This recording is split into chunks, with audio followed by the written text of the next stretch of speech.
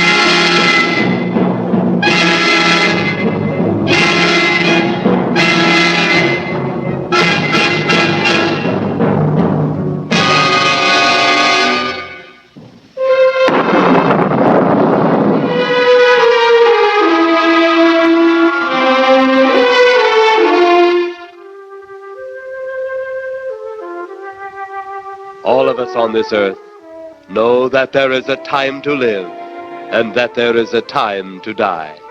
Yet death is always a shock to those left behind. It is even more of a shock when death, the proud brother, comes suddenly without warning. Just at sundown, a small group gathered in silent prayer around the newly opened grave of the beloved wife of an elderly man. Sundown of the day, yet also the sundown of the old man's heart. For the shadows of grief clouded his very reason.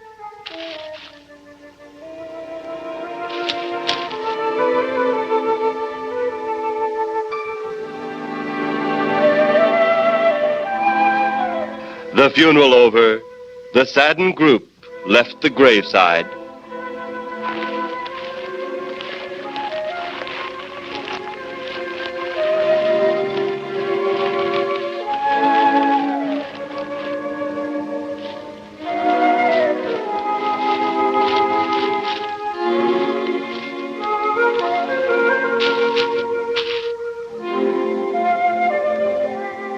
It was when the gravediggers started their task that strange things began to take place.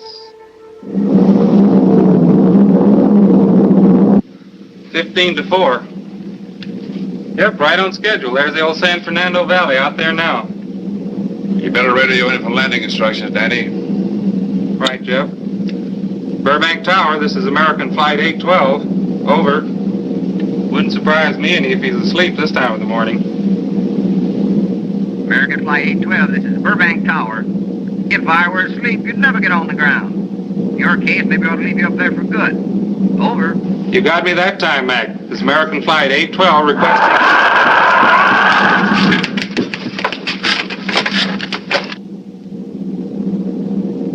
Burbank Tower to American Flight 812. Over. Burbank Tower to American Flight 812. Over. Holy mackerel. Burbank Tower to American Flight 812. Are you in trouble? Trouble? Take a look for yourself. What in the world? That's nothing from this world. Burbank Tower to American Flight 812. Are you in trouble? Are you in trouble? Mayday, mayday. Stand by, Burbank Tower. You suppose a passenger saw it? I doubt it. Most of them are asleep. But it was quite a jolt, Jeff. I'll check. Good.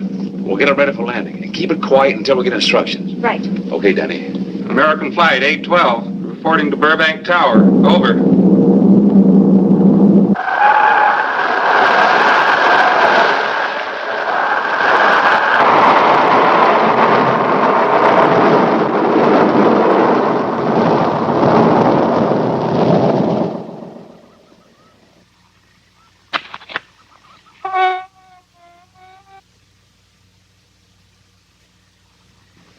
Did you hear anything?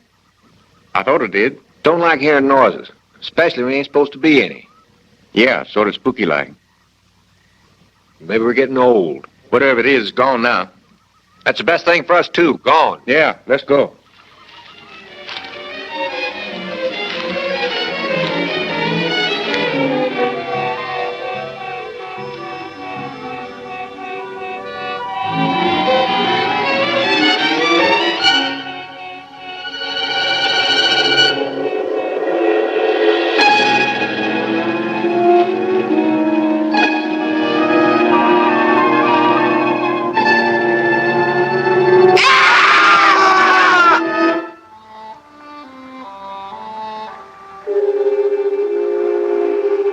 The grief of his wife's death became greater and greater agony.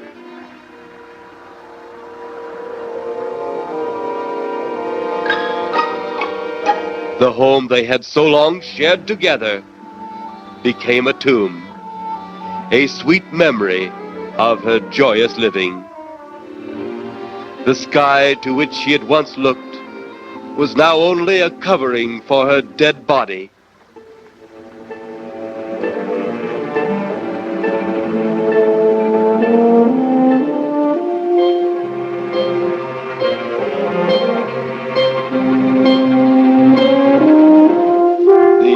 Beautiful flowers she had planted with her own hands became nothing more than the lost roses of her cheeks.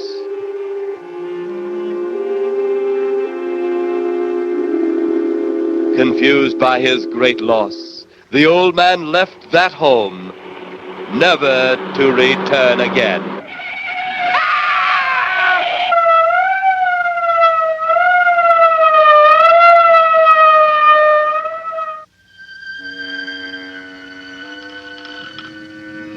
At the funeral of the old man, unknown to his mourners, his dead wife was watching.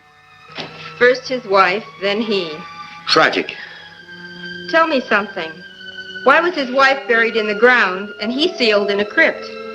Something to do with family tradition, a superstition of some sort. Oh. Well, it's getting dark. Let's be on our way.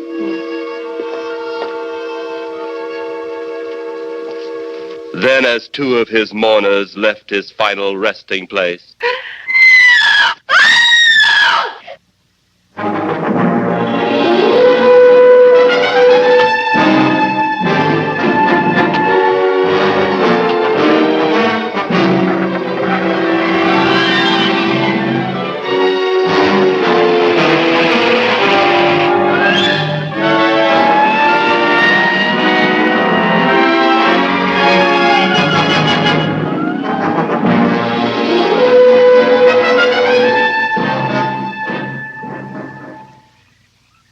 minutes later, the police, led by Inspector Daniel Clay, arrived at the scene.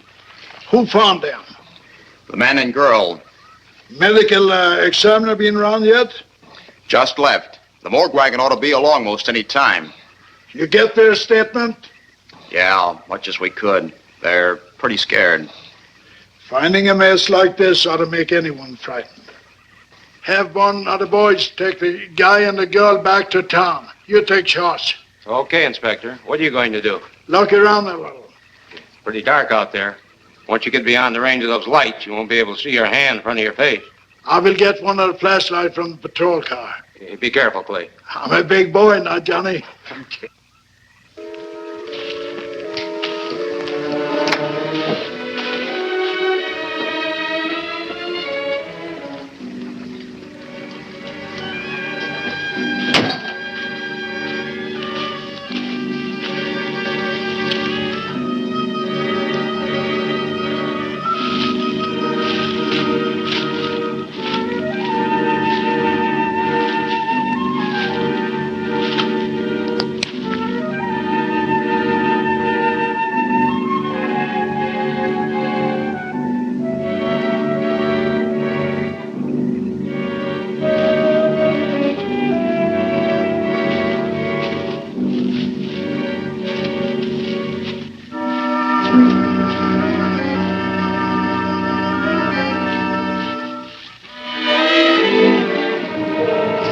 It looks like a bobcat tore into them. Yeah.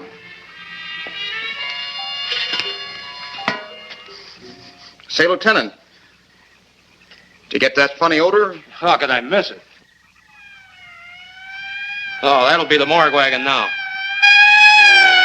That's the fifth siren in the last hour.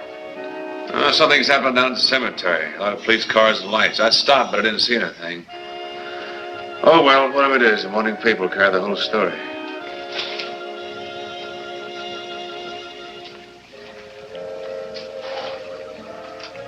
You seem to still be up there somewhere. Maybe I am. I don't think I've ever seen you in this mood before. I guess it's because I've never been in this mood before.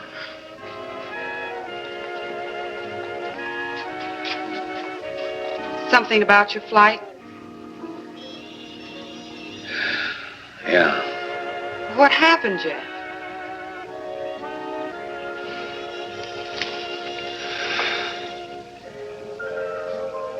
I saw a flying saucer. Saucer? You mean the kind from up there? Yeah, its counterpart. It was shaped like a huge cigar. Dan and Edith saw it, too. When it passed over, the whole compartment lighted up with a blinding glare. Then there was a tremendous wind that practically knocked us off our course. Well, did you report it? Yeah, radioed in immediately, and they said, we'll keep it quiet until you land. And as soon as we landed, big army brass grabbed us and made us swear to secrecy about the whole thing. Oh, it burns me up. These things have been seen for years. They hear, it's a fact. And the public ought to know about it. There must be something more you can do about it. Only there isn't. Oh, but what's the use of making a fuss? But last night I saw a flying object that couldn't have possibly been from this planet. But I can't say a word. I'm muzzled by army brass. I can't even admit I saw the thing.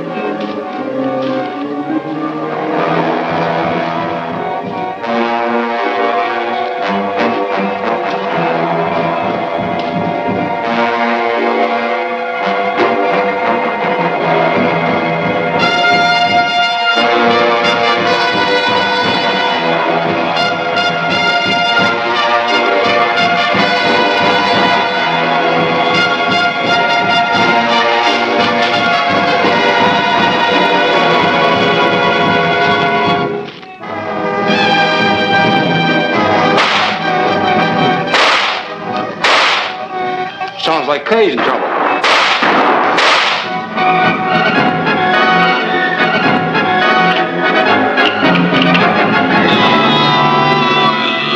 If that apparition we saw had something to do with it, come on.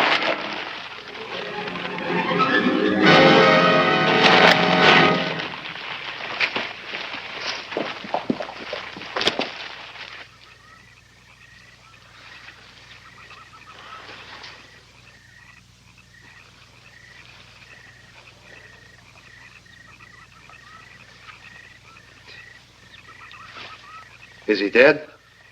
Yeah. He's messed up as bad as those two back there. Suppose that saucer or whatever it was had something to do with this? Your guess is as good as mine, Larry. One thing's sure. Inspector Clay's dead. Murdered. And somebody's responsible. You're in charge now, Lieutenant. Yeah, guess I am. Kelton? Yes, sir? Get back up the car and get on the radio. Tell the coroner he's got to make another trip out here. Well, how about the lab boys? Well, who do you think we left back up the car? Boy Scouts? Come on, Larry.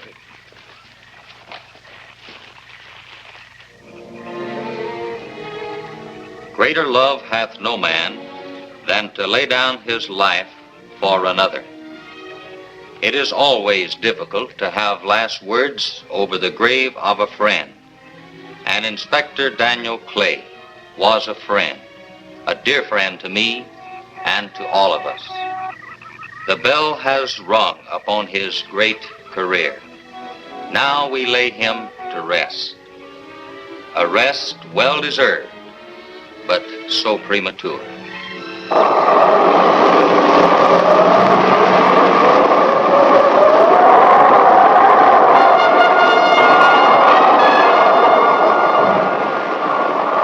People turning south from the freeway were startled when they saw 3 flying saucers high over Hollywood Boulevard.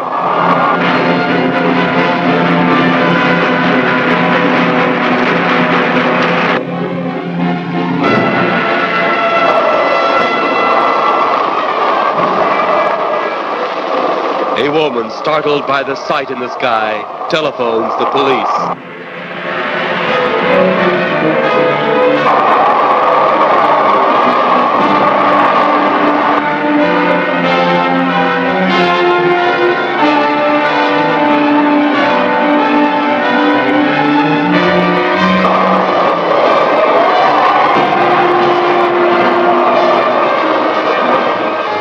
There comes a time in each man's life when he can't even believe his own eyes.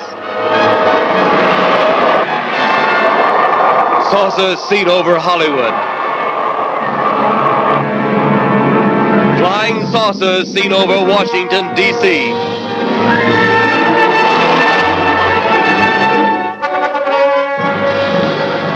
The Army convoy moved into the field.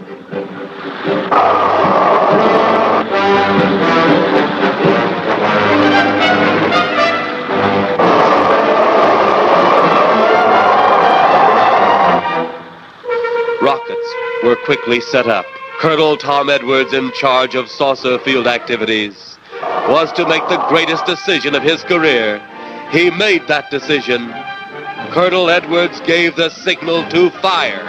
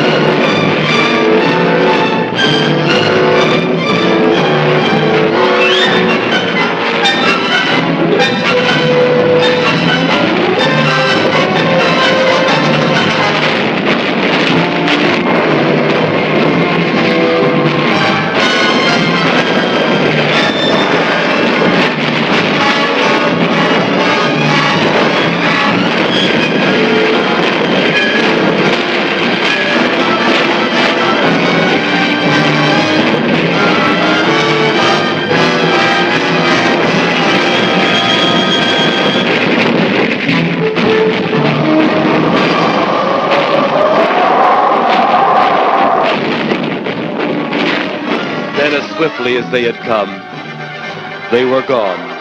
even to the piercing eye of radar and the speeding jet fighters.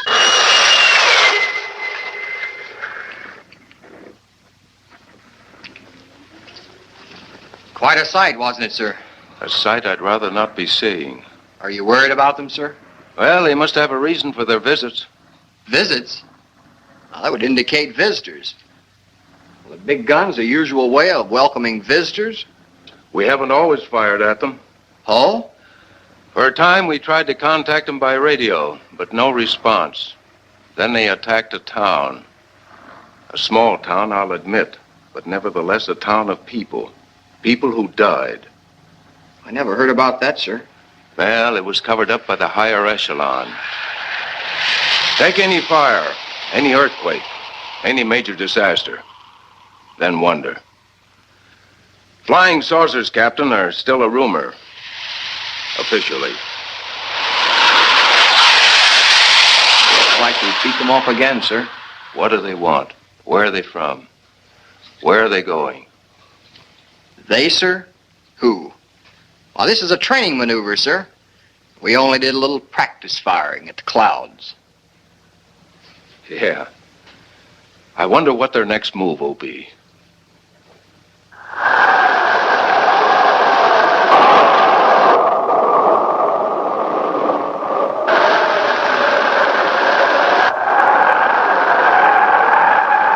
What will their next move be?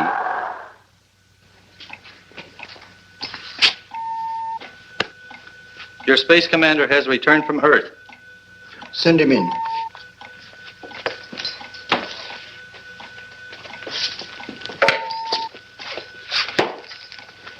You have your report? We had to pull in here to Space Station 7 for regeneration. We're returning to the planet Earth immediately thereafter.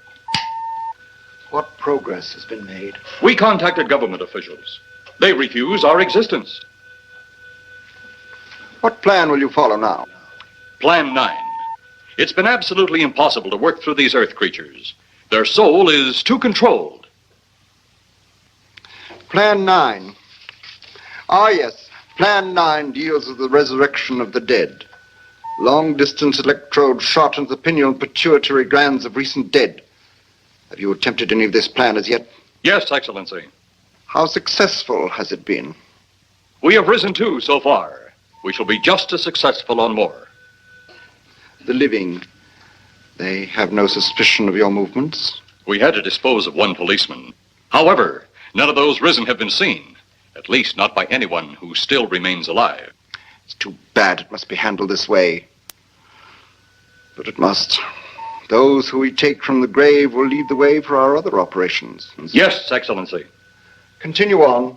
Report to me in 2 Earth days.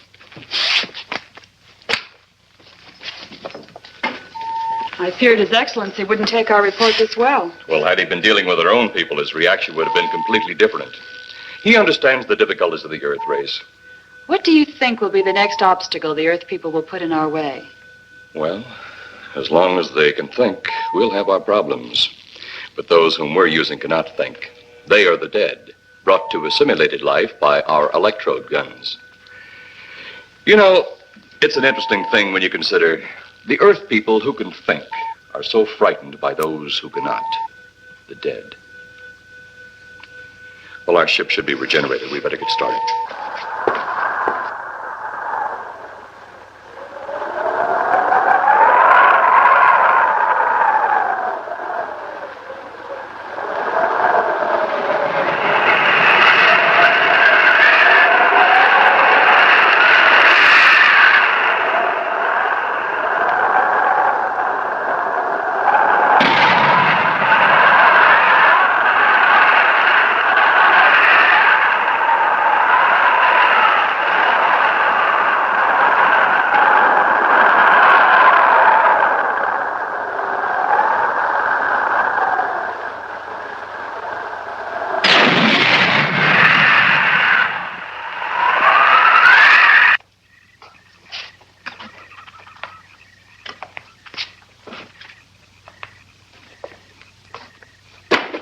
I still think you ought to go in town and stay with your mother until I get back.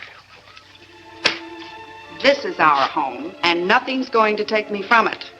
Besides, most men try and keep their wives from going home to Mama. That's not the point. That's all the point there's going to be. Now toddle off and fly your flying machine, darling. But if you see any more flying saucers, will you tell them to pick another house to buzz? Be careful. Don't worry about me. Oh, you're the only thing I do worry about. Oh, forget about the flying saucers. They're up there. But there's something in that cemetery. And that's too close for comfort. The saucers are up there. And the cemetery's out there. But I'll be locked up in there. Now, off to your wild blue yonders. You promise you'll lock your doors immediately? I promise. Besides, I'll be in bed before half an hour is gone, with your pillow beside me. My pillow? Well, I have to have something to keep me company while you're away. Sometimes in the night when it does get a little lonely, I reach over and touch it. Then it doesn't seem so lonely anymore. A crazy kid.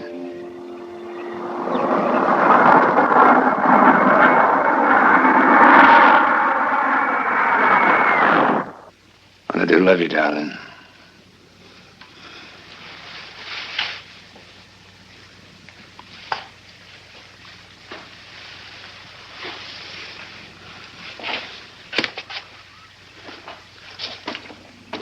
See you Thursday. Goodbye, honey.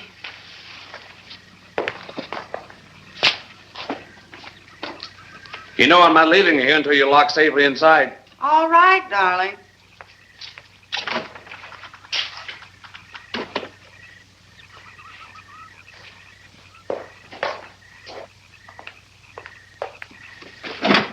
If you're especially nice, I may even lock the side door. And be sure you keep the yard lights on.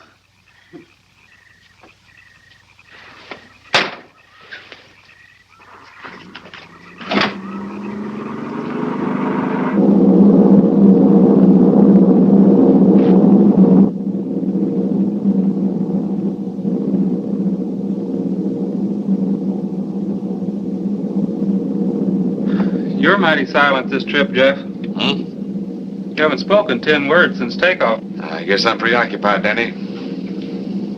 We've got 33 passengers back there that have time to be preoccupied. Flying this flybird doesn't give you that opportunity. I guess you're right, Danny. Paula? Yeah. There's nothing wrong between you two. Oh, no, nothing like that. Just that I'm worried, she being there alone and those strange things flying over the house and those incidents in the graveyard these past few days. It's just got me worried. Well, maybe they haven't figured out those crazy skybirds yet, but I give you 50 to 1 odds the police have cleared up that cemetery thing by now. I hope so. If you're really that worried, Jeff, why don't you radio in and find out? Mac should be on duty at the field by now. He could call Paul and relay the message to you. Hi, Edie. Hi, Silence. I haven't heard a word from this end of the plane since we left the field. I've just been giving himself and me a study in silence.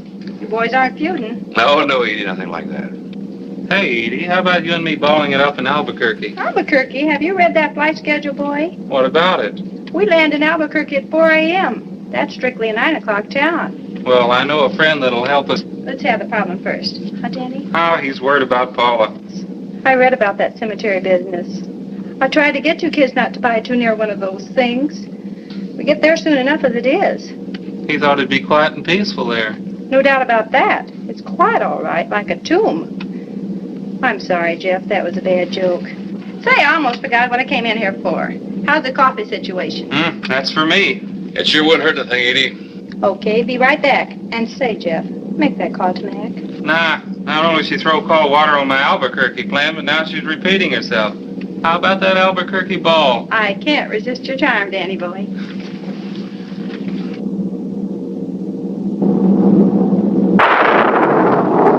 Residents near the cemetery paid little attention to the blast of thunder and the flash of lightning.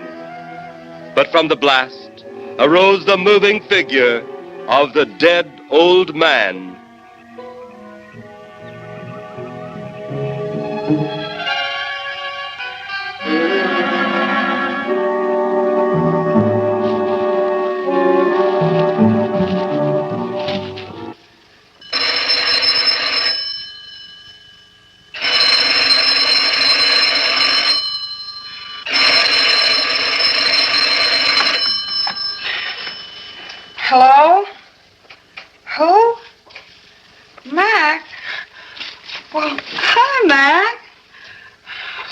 I'm all right.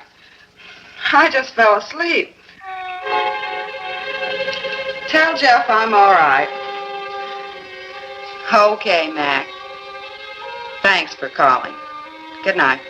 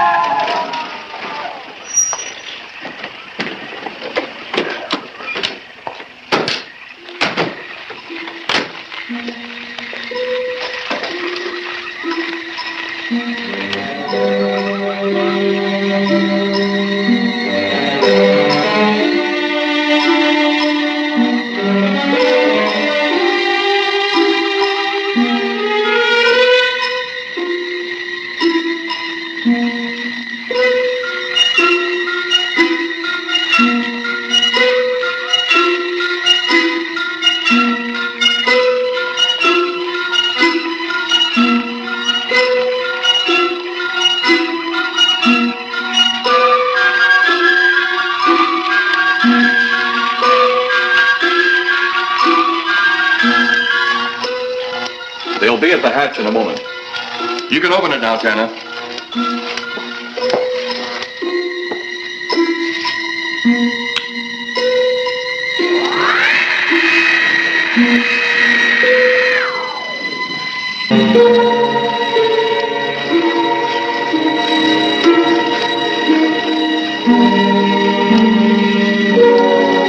Turn off the electrodes quickly. They can't tell us from anyone else.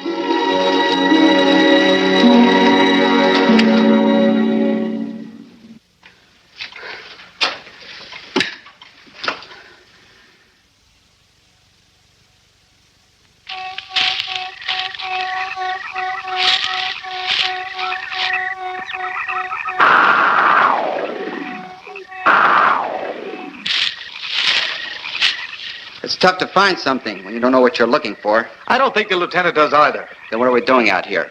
I was off duty an hour ago. Oh, don't ask me any questions. I'm just a hard hand just like you.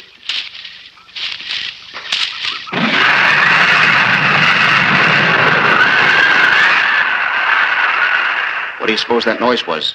Whatever it was, it's no more strange than the other things happening around this cemetery. Spirits like old Farmer Calder talked about. Well, maybe. The only spirits he saw tonight were those I smelled on his breath. Well, don't forget, Miss Trent claims to have seen them, too.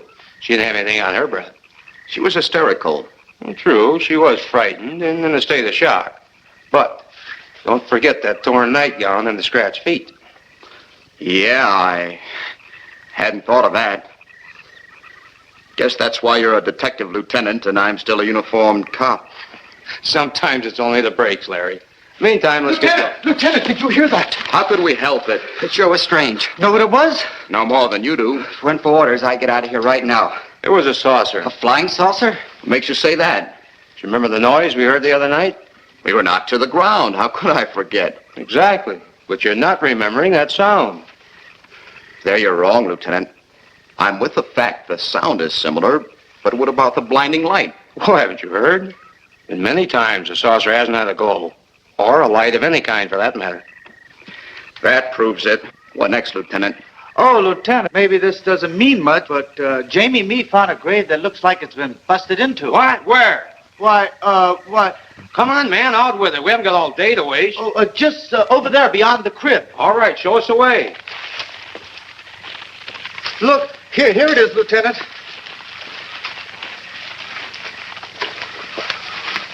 It's been broken into, all right. Strange. If someone had broken in, the dirt should be piled up here somewhere.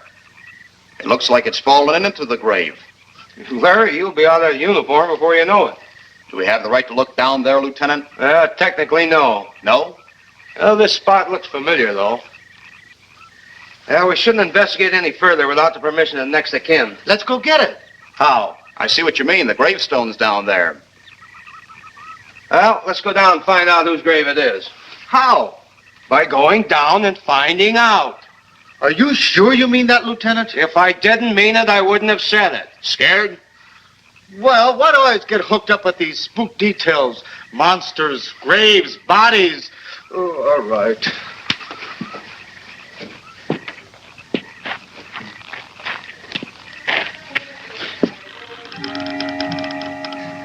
Casket's here, but nobody's in it. Can you read the name on the casket? It's too dark. Give me a flashlight. How about a match? We sure could try it. Let me have them. Okay.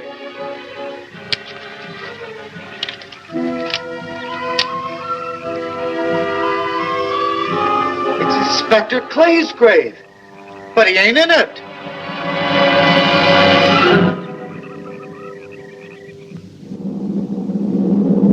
But meanwhile, at the Pentagon in Washington, D.C.,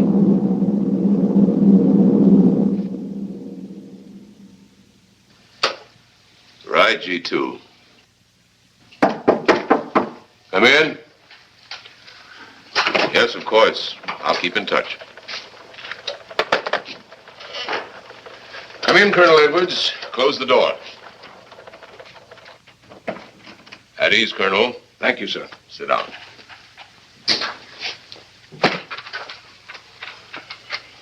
I understand, Colonel, you've been on tap for many of our saucer attacks. I'm in charge of field operations, sir. You believe there are such things as flying saucers, Colonel? Yes, sir. You've seen them? Yes, sir. You realize there's a government directive stating that there is no such thing as a flying saucer? Yes, sir. You stand by your statement that you've seen flying saucers? Well, yes, sir. This could mean a court-martial, admitting this against direct orders. General Roberts, may I speak freely? You may. How could I hope to hold down my command if I didn't believe in what I saw and shot at? I like you, Colonel.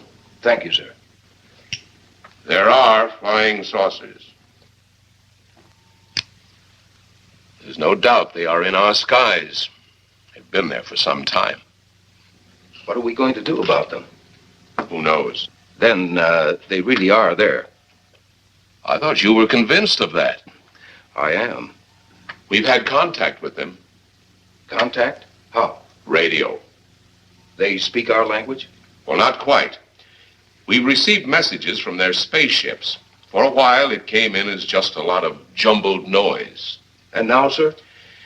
Well, since they first tried contact with us by radio, we've developed a language computer. A machine that breaks down any language to our own. General, what's this all got to do with me? Well, you've been in charge of saucer field activity for a long while. I think it's about time you heard these recordings. Do you mind? Mind? Huh, I'm anxious.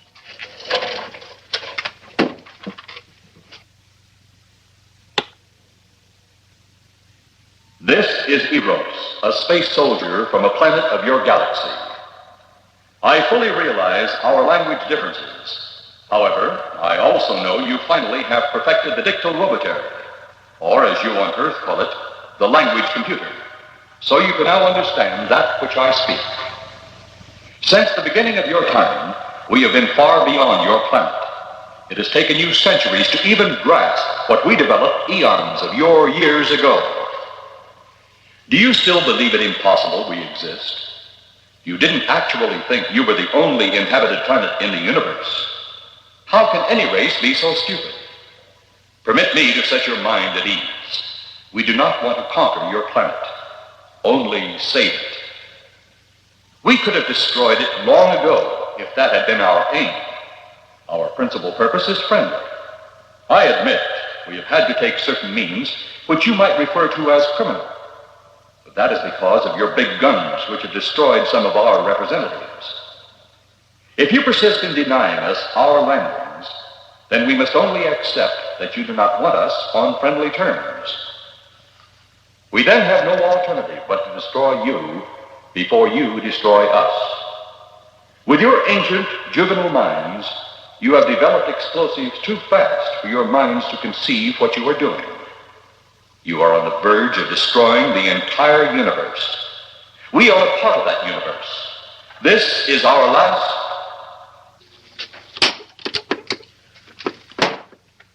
That's the end of that one. Atmospheric conditions in outer space often interfere with transmitting. How many of these recordings do you have, General? An even dozen up to now. This was the last one. We received it over a month ago. Do you think they mean business? We can't afford to take any chances. Come over here. You ever been to Hollywood? Oh, a couple of times, a few years ago. You're going to be there in the morning. Just a few minutes from Hollywood, in the town of San Fernando, reports have come in of saucers flying so low the exhaust knocked people to the ground. There have even been stated claims of saucer landings. Major Carlson will replace you while you're out there. You're the best man for the job of attempting to contact them. Find them, Colonel. See what in hell it is they want. All right, sir.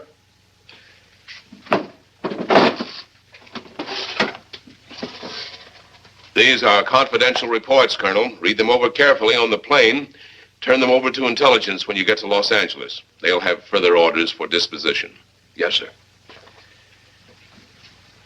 Colonel Edwards? Yes, sir. Good luck. Thank you, sir.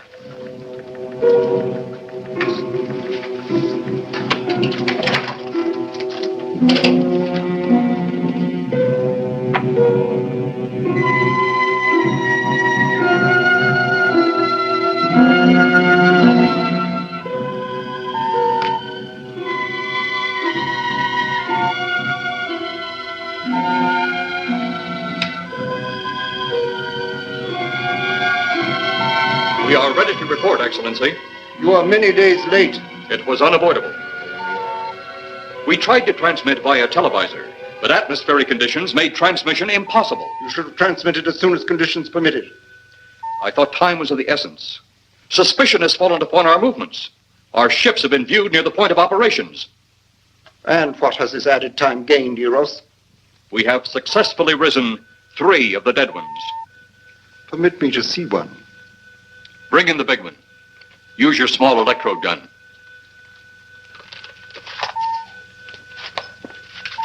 I have taken 2 ships from your command. But that will leave only my ship.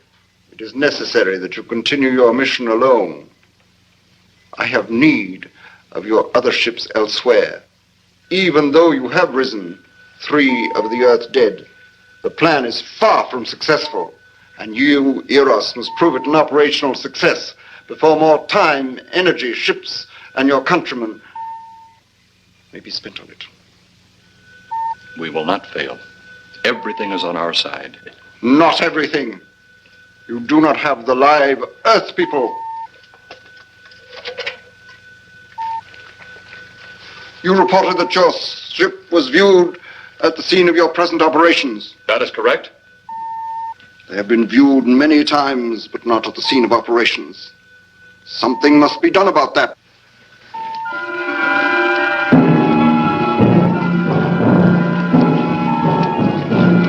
Stop him, Tanner. He's close enough. Turn off your electrode gun.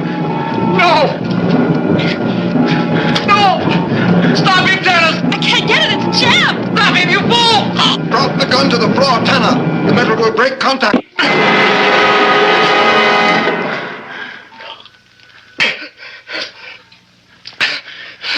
That was too close. Yes. Bring the giant here that I may get a better look at him.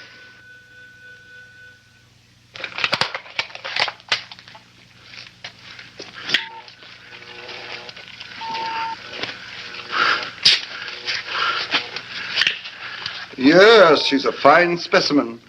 Are they all this powerful on planet Earth? This one is an exception, Excellency. What are the other 2 like? One is a woman, the other an old man. An old man, you say? Yes, Excellency. This gives me a plan. Put the big one away. Pick up your electrode gun. Make sure it's in working order before pointing it at him. Whatever made it jam seems to have been cleared by the fall. Take him back to the ship.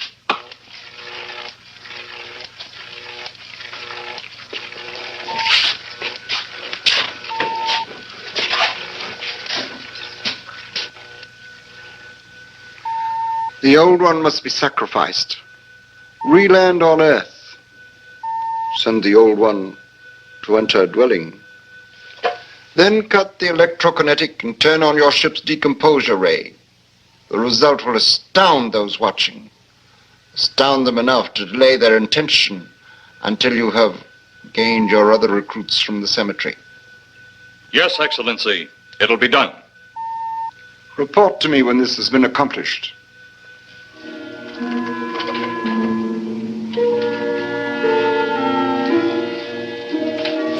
Eros, the Earth people are getting closer to that which we fear. Since they will not listen or respect our existence, they cannot help but believe our powers when they see their own dead walking round again, brought about by our advancement and such things. As soon as you have enough of the dead recruits, march them on the capitals of the earth. Let nothing stand in your way. Their own dead will be used to make them accept our existence and believe in that fact.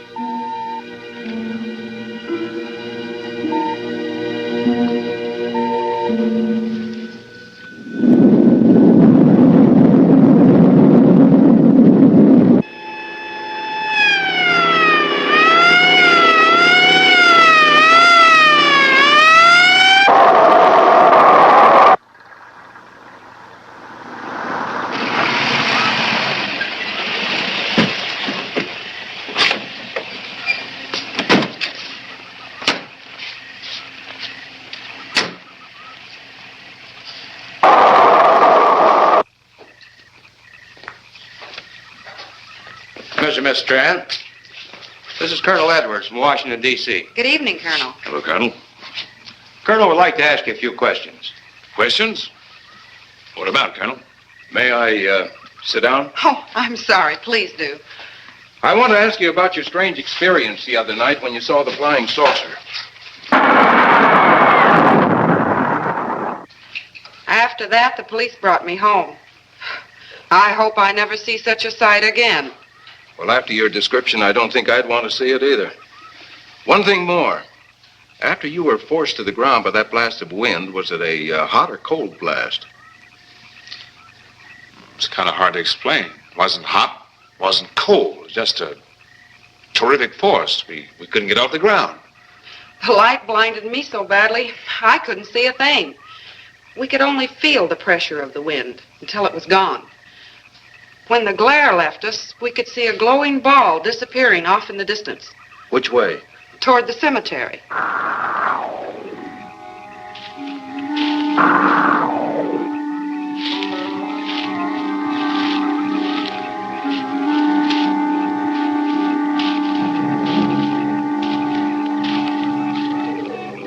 This is the most fantastic story I've ever heard. And every word of it's true, too. That's the fantastic part of it. Colonel, we found a lot of suspicious things out in that cemetery. But then again, we didn't find anything to base a fact or suspicion on. Hey, do you hear anything?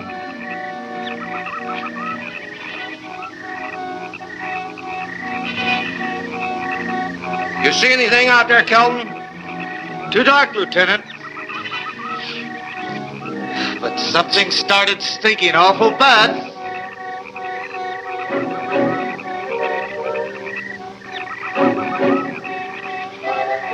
There's something out there.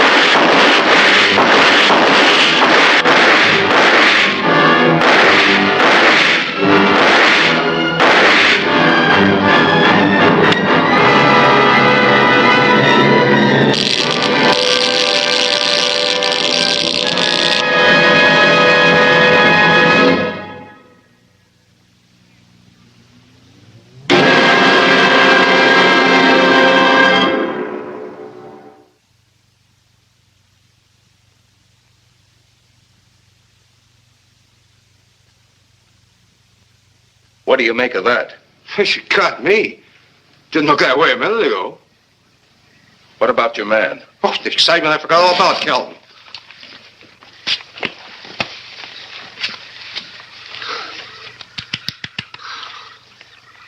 He'll be all right in a few minutes. Did you see that thing? Did you get it? We got it. What was it? It didn't fall. I fired every bullet I had. So did I. I don't know what it was or what happened. But unless that bag of bones over there can reassemble itself, It's out of the running now.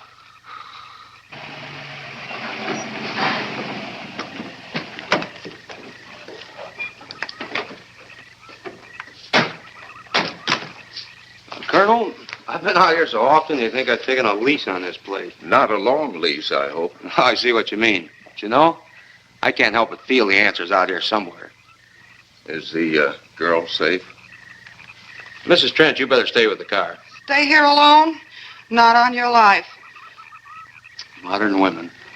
Yeah, they've been that way all down through the ages, especially in a spot like this. Calvin. Yes, sir. Stay with Mrs. Trent. All right, Lieutenant. Now, you stay close to the officer, honey. I'd feel safer with you. Now, the lieutenant knows best. Well, I don't like it, but I guess there isn't much I can do about it.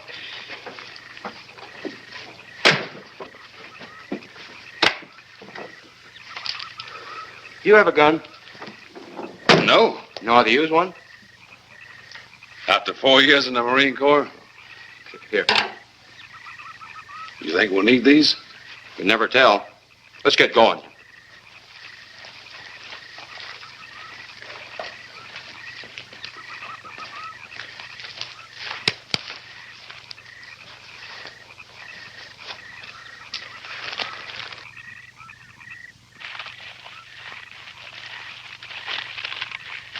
What do you expect to find out here? Well, there's only one answer to that, Mr. Trent. We'll know when we find it.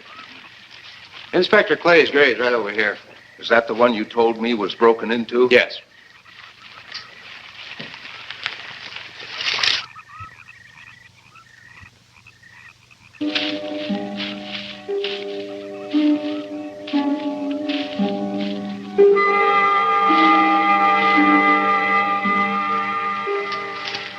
This it? Yeah. Looks to me like someone had broken out instead of in. I figured that, but that's impossible. Look, Colonel, some things just can't happen. Yeah, well, after that apparition that was draped across Mr. Trent's patio, I would say we should keep our minds open to anything. Look, Colonel, I'm a policeman. I've got to deal in facts. But I guess I'll have to go along with you. You know, I'll bet my badge right now we haven't seen the last of those weirdies.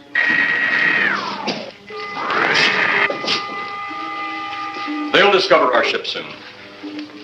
You going to let them find us? It's the only way. These are the same men who have been so close so often. They must be halted before they can inform others about us.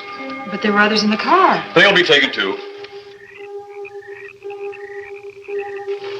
Send the big one for the girl and the policeman. I'll turn on the dictylrobotary so we may converse with them.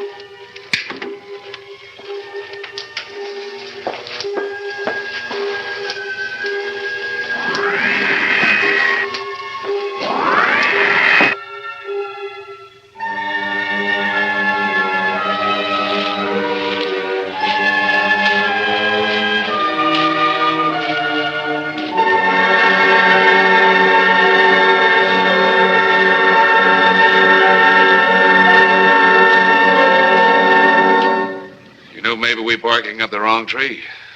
One thing a policeman learns, Mr. Trent, is patience. Where's that burn spot you mentioned? Right over there. Look.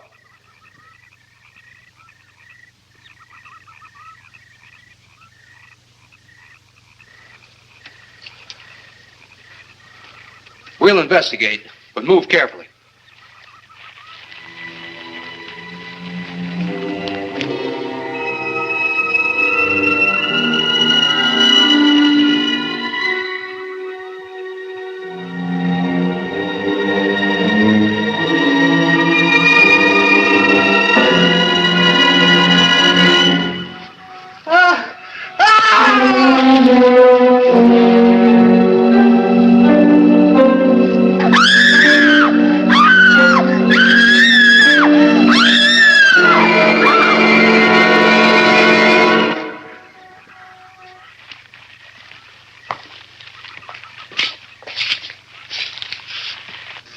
A moment or two more, and you will be the first live Earth people ever to enter a celestial ship. Wow. Boy, how can anything that big hide for so long a time? Never heard metal sound like that before. What do you see? Only my reflection. Must be some kind of one-way glass. I wonder how you get into this thing. I'm not sure I want to find out.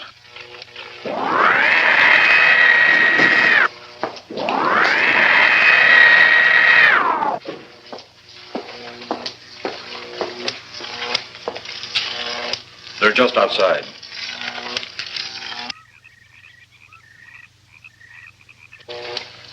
You can open the outer hatch now.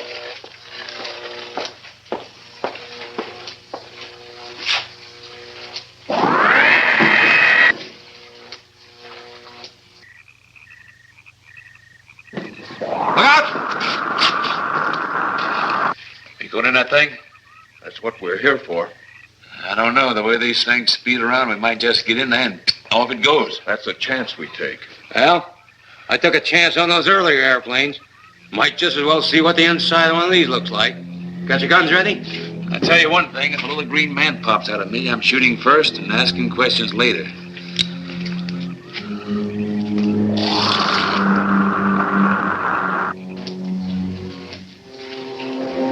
We're in the outer chamber now. Eros, do we have to kill them? Yes. Seems such a waste. Well, wouldn't it be better to kill a few now than, with their meddling, permit them to destroy the entire universe? You're always right, Eros. Of course. But those are not my words. Those are the words of the ruler.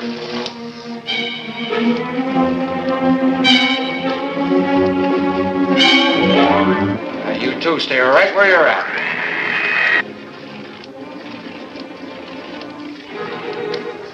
We will do as you command. For the moment. No for the moment about it. You just do as I tell you.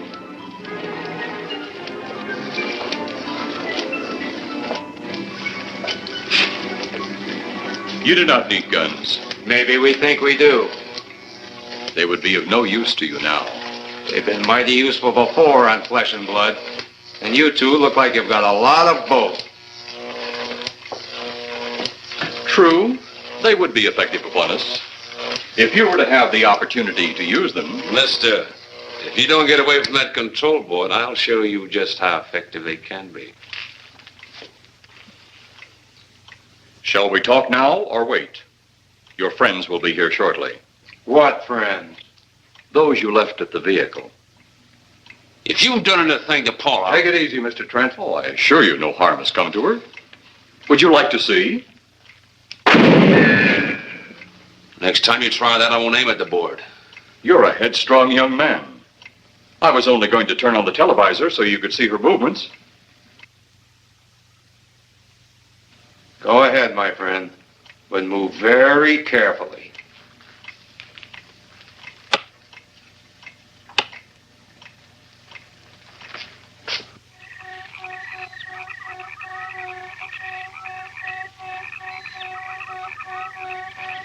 She's only fainted.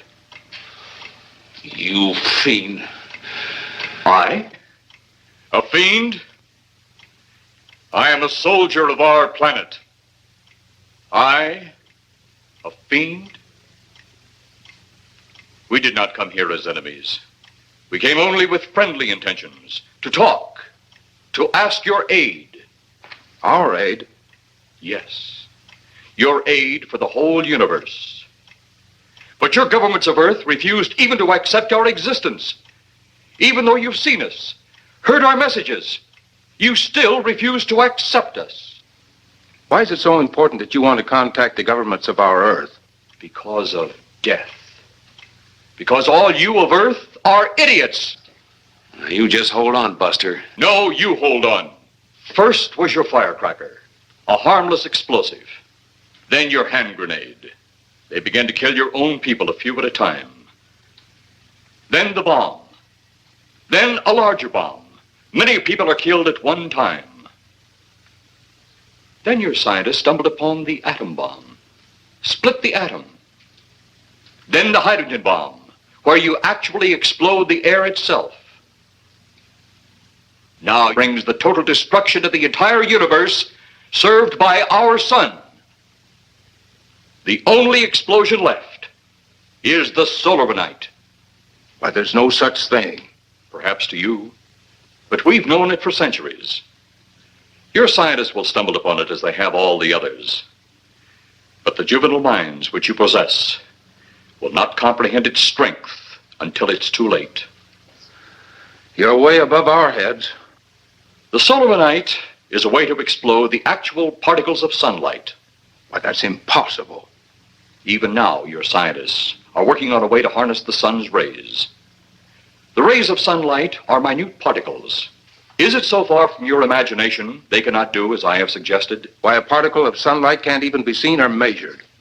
Can you see or measure an atom? Yet you can explode one. A ray of sunlight is made up of many atoms. So what if we do develop this solar night bomb? We'd be even a stronger nation than now. Stronger. You see? Your stupid minds. Stupid! That's all I'm taking from you. Get back here, you jerk! Let him finish.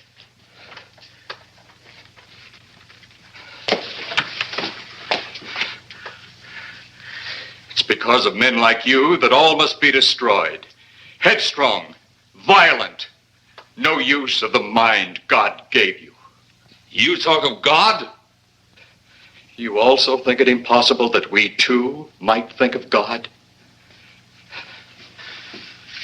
You, who wear the uniform of your country. You see, I wear the uniform of my country. Yes, we've had to use drastic means to get to you, but you left us no alternative. When you have the solar night, you have nothing. Nor does the universe. You speak of solar night, but just what is it? Take a can of your gasoline. Say, this can of gasoline is the sun. Now, you spread a thin line of it to a ball, representing the earth. Now, the gasoline represents the sunlight, the sun particles. Here we saturate the ball with the gasoline, the sunlight. Then we put a flame to the ball. The flame will speedily travel around the earth, back along the line of gasoline to the can, or the sun itself. It will explode this source and spread to every place that gasoline, our sunlight, touches. Explode the sunlight here, gentlemen. You explode the universe. Explode the sunlight here, and a chain reaction will occur direct to the sun itself and to all the planets that sunlight touches, to every planet in the universe. This is why you must be stopped. This is why any means must be used to stop you. In a friendly manner, or as it seems, you want it. He's mad. Mad?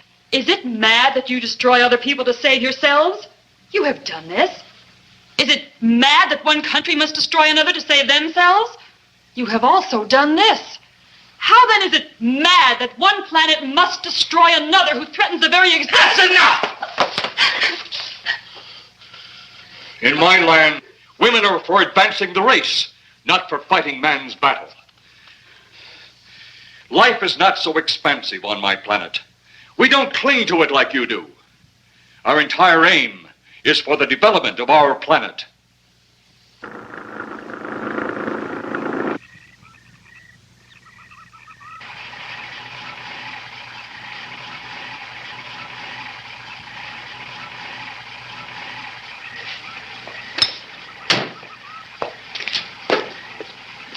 What happened to you? How come you're all alone? I asked for lots of help. You sounded drunk or something on the radio. If I didn't see it with my own eyes, I'd never believe it. Believe what? It was horrible. And he almost broke my shoulder. Look, what are you trying to say? If you don't make sense, we'll never get to the bottom of this. Now, who slugged you?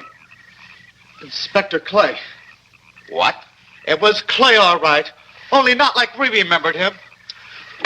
Well, his grave was busted into, wasn't it? Next, you'll tell me you saw skeletons. We did, earlier. Now I know you're off your rocker. All of us saw it. The lieutenant, the colonel, everybody. Where's the lieutenant now? We've got to find him. Mrs. Trenner's gone. I was left here to guard her. But Clay showed up and put me out of the running. And the second time tonight, and I'm getting darn tired of it. Which way were they going? Off that way. Come on.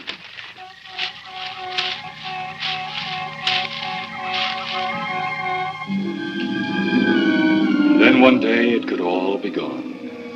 One big puff of smoke and ball of fire. All that out there. The stars, the planets, all just an empty void. You two had better come along with us. Come with you? Where? The police station. So it seems you think you have the upper hand. Look out that window.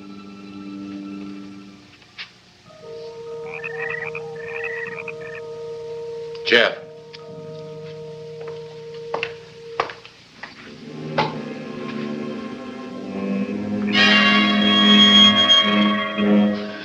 She is unarmed, but he would kill in seconds if I so choose.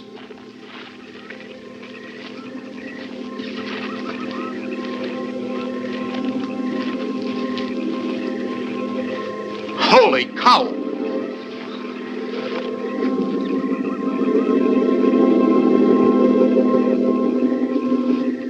Look there. It's Clay, all right. There's no mistaking that.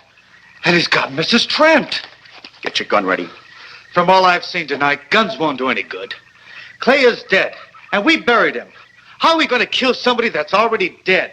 Dead! And yet there he stands. That other one earlier, I emptied a full clip into. I'm seeing it. That's the only reason I'm listening to you.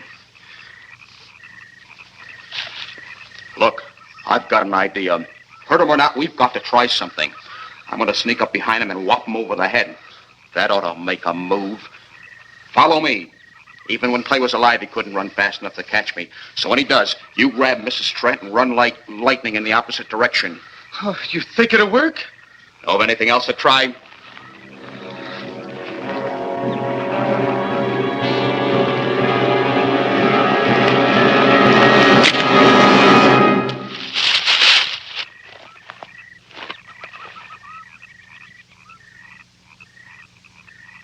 Oh, I'll be all right. Take care of the others. Your men have felled the big one. This could only happen because the electrode ray is off. He'll walk again when I turn it on. Hold it. Right there. Suppose the lieutenant and the others are in that thing. Well, supposing there are Martians or something in there.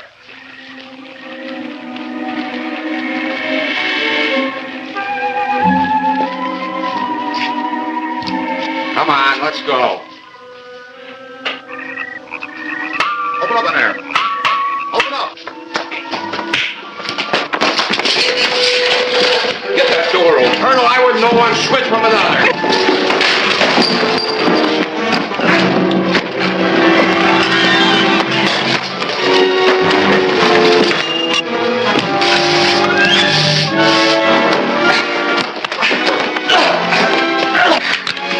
Hold on to him, Eros. I'll have the ship in the air in a minute.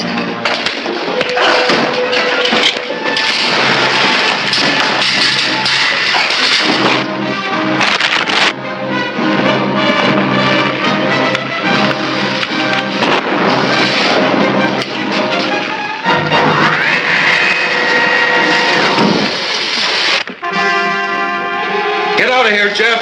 The ship's on fire.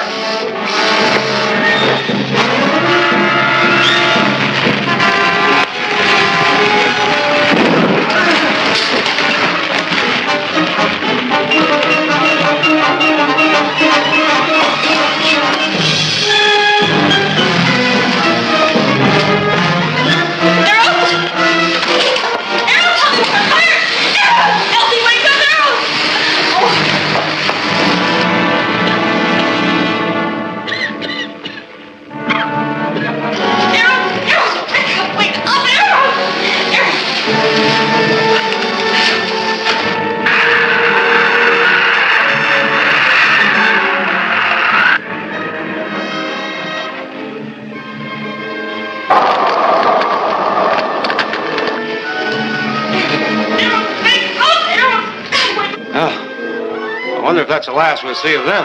Perhaps. But sooner or later, there'll be others. Look!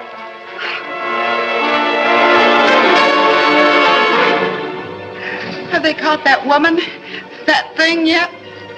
Hey, that's right. There's another ghoul running loose. And it's my guess that she'll look like him. With the ship and the ray gun gone, they have no control. We gotta hand it to them, though. They're far ahead of us.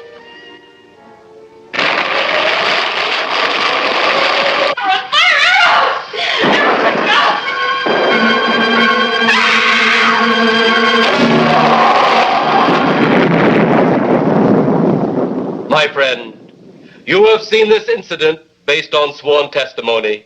Can you prove that it didn't happen? Perhaps on your way home, someone will pass you in the dark, and you will never know it, for they will be from outer space. Many scientists believe that another world is watching us this moment. We once laughed at the horseless carriage, the airplane, the telephone, the electric light, vitamins, radio, and even television. And now some of us laugh at outer space.